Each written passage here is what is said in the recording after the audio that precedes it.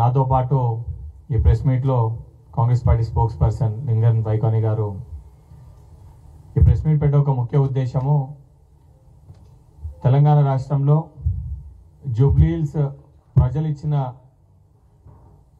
రిజల్ట్కి mind దొబ్బి ఏం మాట్లాడుతుండో అర్థం కాకుండా BRS party working president Sircilla శాసనసభ్యుడు మాజీ మంత్రి కల్వకుంట్ల తారక రామారావు నోటికి వచ్చినట్టు ఒక పులికేసి లెక్క మాట్లాడుతున్నట్టు చాలా స్పష్టంగా కనబడుతుంది.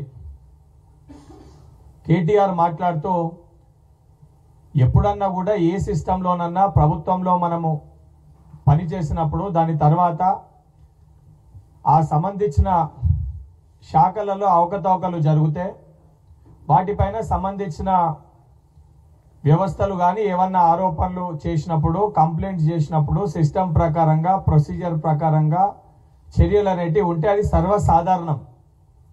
రాజకీయాల్లో ఉన్నప్పుడు నిజంగా మనం పరిపాలన చేసినప్పుడు తప్పులు జరగకపోతే తప్పులు చేసుండకపోతే ధైర్యంగా బలంగా గట్టిగా వాటిని ఎదుర్కొని నిరూపించుకోవాల్సిన బాధ్యత రాజకీయ నాయకులుగా మన పైన ఉంటుంది. దాన్ని మర్చిపోయి ఏదో ఏసీబీ సంబంధించిన వ్యవస్థ దానికి సంబంధించిన ప్రొసీజర్ ప్రకారంగా ఈ ఫార్ములా కేసులో జనరల్గా ఏ పొలిటీషియన్ అన్న విచారించాలంటే రూల్ ప్రకారంగా మొదట గవర్నర్ గారి అనుమతి ఇనిషియల్గా దాని తర్వాత దానిపైన సంబంధించి ఛార్జ్ షీట్ చేయాలంటే 2 సార్లు అనుమతి తీసుకోవాల్సిన అవసరం ఉంటుంది. అదే సందర్భంలో ఐఏఎస్ అధికారులు అయితే ఫస్ట్ ఫేజ్లో ఆ పవర్స్ అనేటి స్టేట్ గవర్నమెంట్కి ఉంటుంది. రెండో ఫేజ్ ఛార్జ్ షీట్ వేయాలంటే డిఓపిటీలో వాళ్ళు అధికారం ఏదైతే పర్మిషన్ తీసుకోవాల్సిన అవసరం ఉంటుంది. స్టేట్ గవర్నమెంట్ ఎంప్లాయీ A3లో ఉన్నాడు కాబట్టి ఆ ప్రొసీజర్ ప్రకారంగా ఆయన పైన సిస్టమ్ ప్రకారంగా స్టేట్ గవర్నమెంట్ చర్యలు తీసుకుంది. ఇది జనరల్ ప్రొసీజర్. ఎవరిపైన కూడా తప్పు చేసినప్పుడు ఈ సిస్టమ్ ప్రకారంగా ఆ వ్యవస్థలు ఏదైతే చట్ట ప్రకారంగా చర్యలు అనేటివి తీసుకుంటారు. గవర్నర్ గారు ఏదైతే వారికి ఉన్న సమయంలో 90 రోజుల లోపల వారు ఏదైతే అనుమతి ఇవ్వాలి దానికి సంబంధించి వారు అనుమతి ఇచ్చారు. అదే సమయంలో డిఓపిటీకి కూడా లెటర్ పెట్టారు అనిల్ కుమార్ గారి విషయంలో. కాబట్టి అది కూడా రావాలి. అది వస్తే ముగ్గురిని కలిపి కూడా విచారిస్తారు. ఇది జనరల్ ప్రొసీజర్. నీపైన ఈ ఫార్ములా కేసు ఏదో రాగానే బయటికి రాగానే ముఖ్యమంత్రి రేవంత్ రెడ్డి గారికి నన్ను అరెస్ట్ చేసే దమ్ముందా? అరే బాబు, రేవంత్ రెడ్డి గారికి దమ్మెంతుంది, వారి ధైర్యం ఏందో నిన్ను ప్రగతి భవన్కి నిన్ను మీ అయ్యని మెడల్ పట్టి బయటికి నెట్టేసినప్పుడే మీకు అర్థం కావాలి.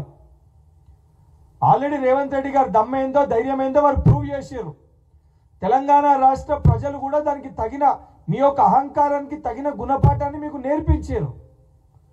గుణపాఠం నేర్పించినాక కూడా ఇంకా సిగ్గు లేకుండా నోటికి వచ్చినట్టు దమ్ము ధైర్యాల గురించి మాట్లాడుతున్నావు. ముందు నిజంగా నీకు సిగ్గుంటే జూబ్లీ హిల్స్ ఉప ఎన్నికల్లో బీఆర్ఎస్ పార్టీ ఘోరంగా ఓడిపోయింది. ఘోరంగా ఓడిపోయిన దానికి నైతిక బాధ్యత వహించి బీఆర్ఎస్ పార్టీ శ్రేణుల్లో నిజంగా భరోసా ధైర్యాన్ని నింపాలంటే నువ్వు నీ వర్కింగ్ ప్రెసిడెంట్ పదవికి రాజీనామా చేయాల్సిన అవసరం ఉండే. దాన్ని పక్కన పెట్టి ఈ ఫార్ములా కార్ రేసు రాగానే ఏదో జరగంది నువ్వు చెయ్యకూడదు సిస్టంలో లేనిదేదో నీపైనే చర్యలు తీసుకుంటున్నట్టు, ఏదో నిన్ను జైల్లో పెట్టనీకి జైల్లో రేవంత్ రెడ్డి గారు ఆ ముఖ్యమంత్రి గారు జైల్లో పెట్టరు నిన్ను. ఆ సంబంధించిన సిస్టమ్ ఏదైతుందో చట్ట ప్రకారంగా దానికి సంబంధించిన దానిపైన ఎంక్వైరీ అవుతుంది. ఎంక్వైరీ అయినాక అది కోర్టులో దాన్ని సబ్మిట్ చేస్తారు. న్యాయస్థానం దాన్ని నిర్ధారించి దానికి శిక్ష ఖరారు చేస్తుంది.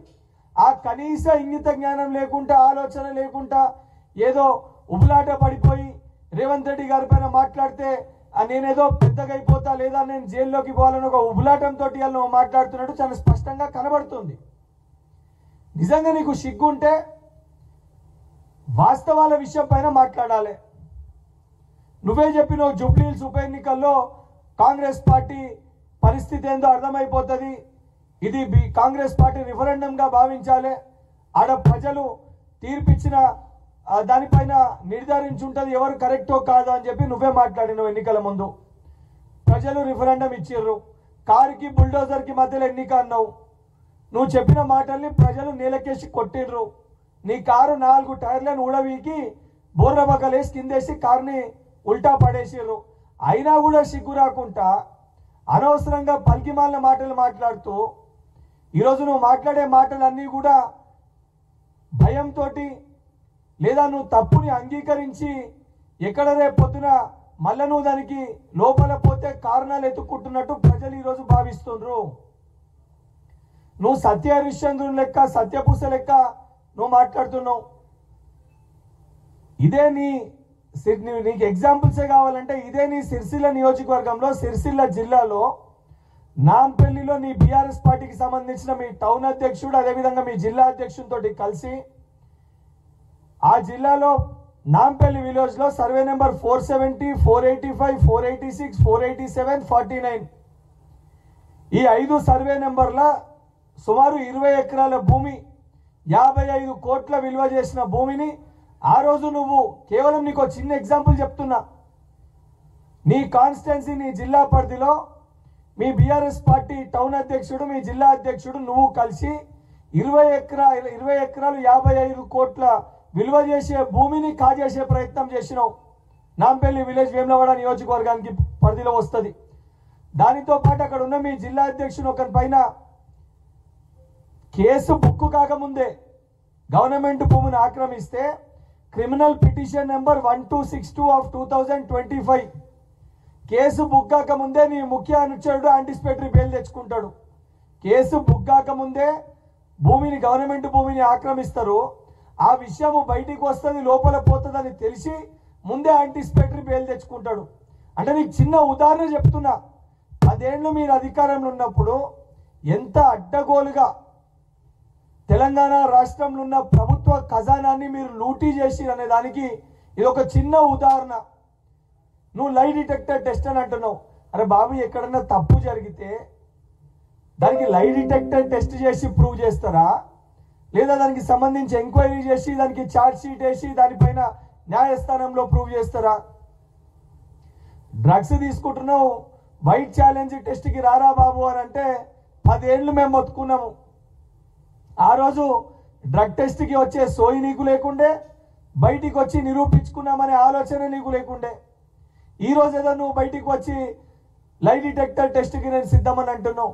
నిజంగా నువ్వు సిద్ధమైతే ప్రెస్ మీట్ పెట్టి నేను 100% ఈ కేసులో ఎవరు నన్ను విచారణకి పిలిచినా సంపూర్ణంగా నేను ఆ విచారణకి సహకరిస్తాను. నేను ఎటువంటి తప్పు చేయలేదు, 100% నేను న్యాయస్థానంలో నన్ను నేను ప్రూవ్ చేసుకుంటా అనే విషయాన్ని నువ్వు చెప్పాలి.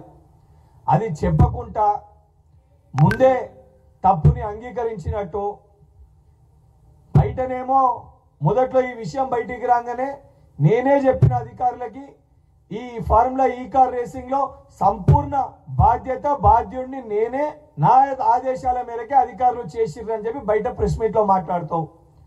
లోపల పోయినప్పుడు న్యాయస్థానంలో ఏం చెప్తావు?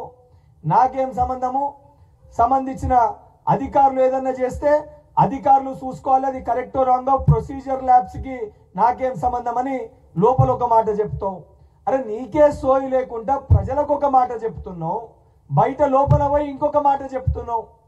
నిజంగా నీకు చిత్తశుద్ధి బాధ్యత ఉంటే ధైర్యంగా బయటికి వచ్చి అవును ఈ ఫార్ములా కార్ రేసింగ్ లో నేనే అధికారులను ఆదేశించిన, ఈ ప్రొసీజర్ ఫాలో కమ్మని నేనే ఆదేశించిన, 100% ఈ ప్రొసీజర్ కరెక్ట్, ఇది ముఖ్యమంత్రి గారి నోటీస్ లో కూడా ఉంది, ఆనాటి ముఖ్యమంత్రి గారి నోటీస్ లో కేసీఆర్ గారి నోటీస్ లో ఉంది అని తండ్రి కొడుకులు ఇద్దరు ప్రెస్ మీట్ లో కలిసి కూర్చొని చెప్పి అవును నా కొడుకు ఆ రోజున్న మంత్రి నాకు చెప్పే ఈ పని చేసిండని చెప్పి అంగీకరించవచ్చు కదా. అంగీకరిస్తే దానికి సంబంధించిన ఏసీబీ విచారణ చేస్తుంది, ఛార్జ్ షీట్ వేస్తుంది, న్యాయస్థానంలో దాన్ని పెడతారు, అది కరెక్టో కాదో ప్రూవ్ అవుతుంది. అవన్నిటినీ పక్కన పెట్టి ఈరోజు ఏదో నీ పైన కేసు బుక్ కాగానే నిన్ను అరెస్ట్ చేస్తారనగానే నువ్వేదో తెలంగాణకి నువ్వు ఒక జాతిపిత లెక్క నేను అరెస్ట్ చేస్తే అది ఒక పెద్ద నేరం అన్నట్టు, నువ్వు అసలు మొత్తము రూపాయి తెలంగాణ సొమ్ముని దోచుకోకుండా తెలంగాణ రాష్ట్ర అభివృద్ధి కోసము కుటుంబ సమేతంగా మీరు కృషి చేసినట్టు, మీ పైన చర్యలు తీసుకోవద్దన్నట్టు పిచ్చి పిచ్చి మాటలు మాట్లాడితే తెలంగాణ ప్రజలే రేపు పొద్దున నిన్ను రాళ్లతోటి కొట్టే పరిస్థితి ఏర్పడుతుంది. మళ్ళా చెప్తున్నా కేటీఆర్, నిన్ను ఈరోజు తెలంగాణ రాష్ట్ర ప్రజలు నిన్ను చూస్తే కనీసము ఎలుక కూడా నీ మాటలకి భయపడి వెళ్ళే పరిస్థితి లేదు. నిన్ను ఈరోజు ఒక పులికేసి లెక్క చూసే పరిస్థితి ఉంది.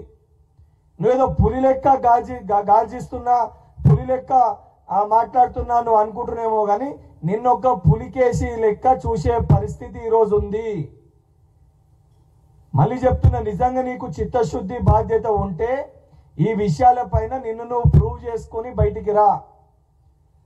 ప్రభుత్వము, ప్రభుత్వ సంస్థలు, పార్టీ, ప్రభుత్వము, సంస్థలు అన్నీ వేరే వేరే.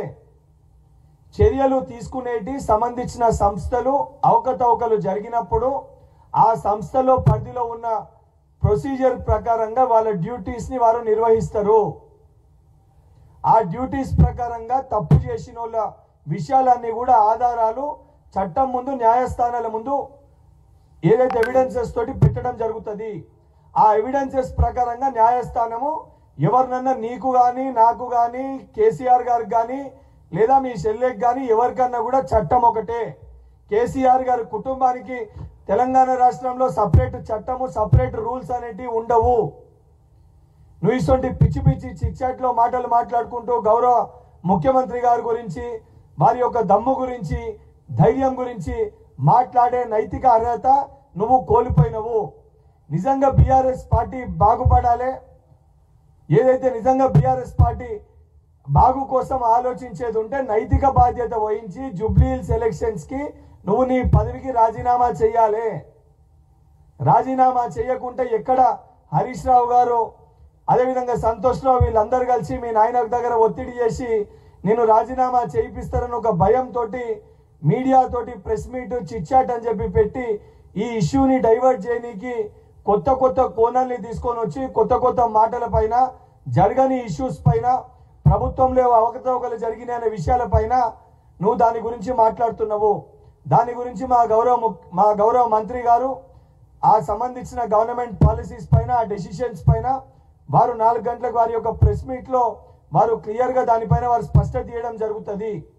ఇప్పటికన్నా సోయి తెచ్చుకొని తెలంగాణ ప్రజలకి 10 ఏళ్ళు రాబందులు లెక్క నువ్వు తెలంగాణ రాష్ట్రాన్ని దోచుకున్నావని చెప్పి స్వయాన నీ చెల్లెనే బయటికి వచ్చి రోజుకొక ప్రెస్ మీట్ పెట్టి మాట్లాడుతుంది. మీ చెల్లెనే నీ పైన ఆరోపణలు చేస్తుంది. ఫస్ట్ మీ కుటుంబానికి సంబంధించి మీ చెల్లె చేసే ఆరోపణలకి తెలంగాణ ప్రజలకి వాటికి సమాధానం చెప్పాల్సిన బాధ్యత నీ పైన, నీ బావ పైన ఉంది. బావబొమ్మర్దులు ఇద్దరు కలిసి కల్వకుంట్ల కవిత గారు చేస్తున్న ఆరోపణల పైన తెలంగాణ సమాజానికి ముందు సమాధానం చెప్పండి. వాటికి సమాధానాలు చెప్పకుండా నోటికి వచ్చినట్టు ఈ విషయాలన్నింటినీ కూడా తప్పించుకునే ప్రయత్నం చేస్తే మొన్న జూబ్లీహిల్స్ లో కనీసము డిపాజిట్లన్నా దక్కినాయి. రాబోయే ఎన్నికల్లో లోకల్ బాడీ ఎలక్షన్స్ లో కానీ ఏదైతే ఇంకా ఉప్లాట పడుతున్నావు, ఇంకా ఉప ఎన్నికలు వస్తాయని, ఒక ఉప ఎన్నికల్లో ప్రజలు దెబ్బ కొడితేనే నీ కళ్ళు బయర్లు గమ్మి ఇప్పటి వరకు నువ్వు దాంట్లోకి వెళ్ళి తేలుకోలేకపోతున్నావు. నిజంగా నీ ఉత్సాహం చూస్తుంటే నిజంగా రేపు పొద్దున మరి ఇంకో 2 ఉప ఎన్నికలు వస్తే మరి నువ్వు తట్టుకొని నిలబడతావా, మళ్ళా తిరిగి అమెరికాకి పారిపోతావా, అది రానున్న రోజులే నిర్ణయిస్తాయి. తెలంగాణ ప్రజలందరూ కూడా కాంగ్రెస్ పార్టీ పరిపాలన పైన సంతోషంగా ఉన్నారు. దానికి నిలువెత్తు ఉదాహరణ, నిలువెత్తు మొన్న జూబ్లీహిల్స్ రిజల్ట్సే దానికి ఉదాహరణ. నిజంగా నీకు చిత్తశుద్ధి ఉంటే ఈ యొక్క ఎంక్వైరీలో మళ్ళా న్యాయస్థానాన్ని ఆశ్రయించి నన్ను అరెస్ట్ చేయొద్దు, నన్ను విచారణ చేయకూడదు, ప్రెస్ మీట్లో ఒక మాట మాట్లాడుతూ వెనుకకెళ్ళి ఇంకొక చర్యలు చేపడితే యావత్ తెలంగాణ సమాజము, ప్రజలందరూ కూడా గమనిస్తారు. కేటీఆర్ మరొకసారి చెప్తున్న, రేవంత్ రెడ్డి గారి గురించి, ప్రజాప్రభుత్వం గురించి మాట్లాడే అర్హత నీకు లేదు. నిజంగా మాట్లాడాలి, చర్చనే జరపాలనుకుంటే పోయి మీ నాయన గారిని ఒప్పించి ప్రధాన ప్రతిపక్ష నాయకుడు కేసీఆర్ గారిని నెక్స్ట్ జరగబోయే అసెంబ్లీ సమావేశాలకి తీసుకురా. మా 2 ఏళ్ల పరిపాలన గురించి, మీ 10 ఏళ్ల అవకతవకల గురించి మీకు కావలసిన సమాధానాలన్నీ కూడా అసెంబ్లీ సాక్షిగా కేసీఆర్, నువ్వు తండ్రి కొడుకులు ఇద్దరు కూడా తెలంగాణ సమాజం అందరు కూడా చూస్తుండగా అన్నిటి గురించి కూడా మాట్లాడడానికి ప్రజాప్రభుత్వం, మా గౌరవ ముఖ్యమంత్రి గారు, మా మంత్రులు, మా ఎమ్మెల్యేలు, మా ఎమ్మెల్సీలు అందరం కూడా మేము సిద్ధంగా ఉన్నాము.